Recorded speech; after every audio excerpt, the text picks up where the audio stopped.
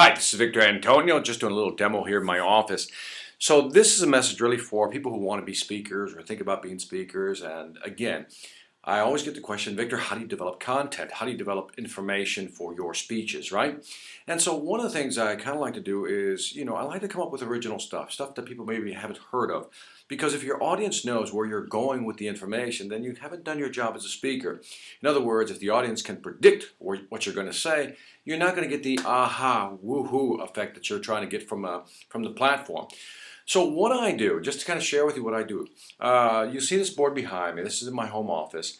And what I do is I document just, pieces of data. If you want to look at this board and understand it, all these are little clumps of data, little nuggets that I pick up. When I read, which I read about 1 or 2 books a week, usually when I read a book, I'm trying to just scan it. Maybe I read it actually, but I try to scan it for 1 or 2 pieces of data that I go, God, that's going to be really helpful for me. And so if I can do that, I can just grab that piece of data, and then what I'll do is I'll put it right here. Like here's one with about statistics, right? Fear, what are the percentages of fear? What's real, what's not? And I insert that right here, and I leave it there for a while. And then here's another one, an experiment done by Martin Seligman, out of the University of Pennsylvania. I was reading a study on that, and I go, oh, that's kind of interesting. How could I use that? I don't know. But let me put it on the board, right? So then this board becomes kind of like a big giant jigsaw puzzle. And so what then happens is somewhere along the line, I kind of go, I really need a speech module. Now again, you've heard me mention the speech module. To me, a speech module is a 3 to 5 minute speech module that I then insert into a larger speech that's 45 minutes to 60 minutes long. So when a client calls me and says, hey Victor, we'd like to hire you as a speaker.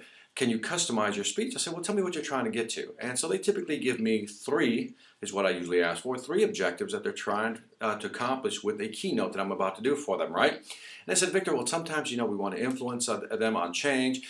Sometimes, we need them to increase their sales, so we need them to go beyond just the average and go beyond expectations. We also want to just motivate them and, have them be optimistic when they're out there selling in the face of rejection, right? So then what I then do with all my speech modules that I've developed, I keep track of them in a little spreadsheet. I then just grab all the modules that I think will make sense for this company and then assemble a new 45 to 60 minute module, or speech rather. So that's how I tailor a presentation for a company, okay?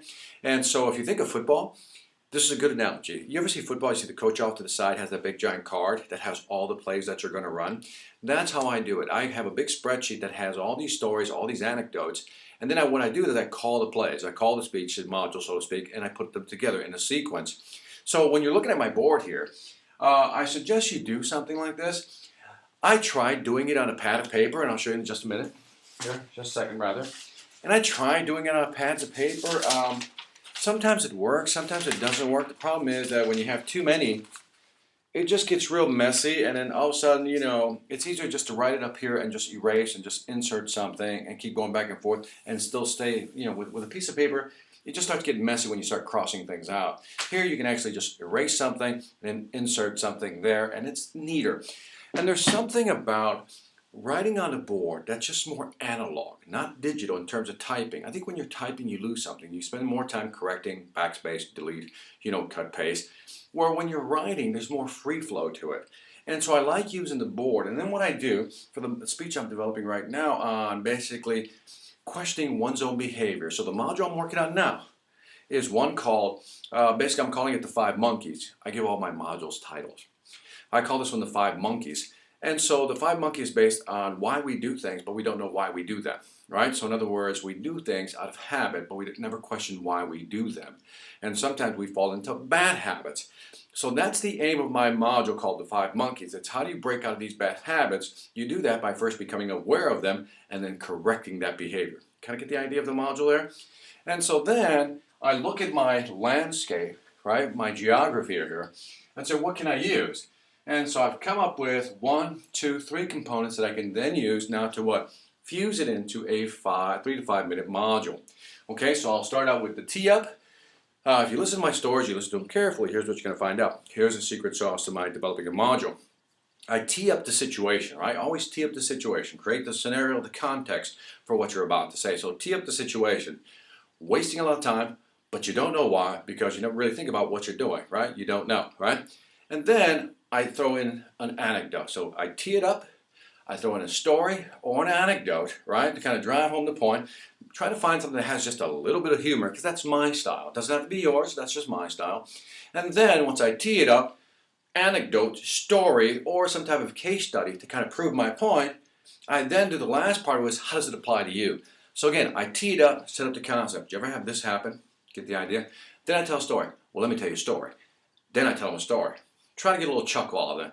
But here's the serious part of that story. Now I get it to the point where I talk about how it applies to them. And so that's kind of my three-step component to actually developing a 3 to 5 minute module. And if you can do that, you can tee up the context. Like that, go, okay, I understand, I can relate to what you're about to tell me, Victor. Then tell them a great story, anecdote, provide a great case study. They go, oh, I get that. And then last but not least, how does it apply to you? Because that's what you have to do, make it very personal. So again, this is how I do it in my home office here. I'm always casual, and I just try to enjoy myself as I go through the process. I hope you've learned something from this. Give me some feedback. I will post this on YouTube. Down there, give me some feedback. What do you think of this approach? Do you have a better approach? Do you have recommendations for me? I'm always willing to learn. Anyway, Victor Antonio, talk to you later. Bye-bye.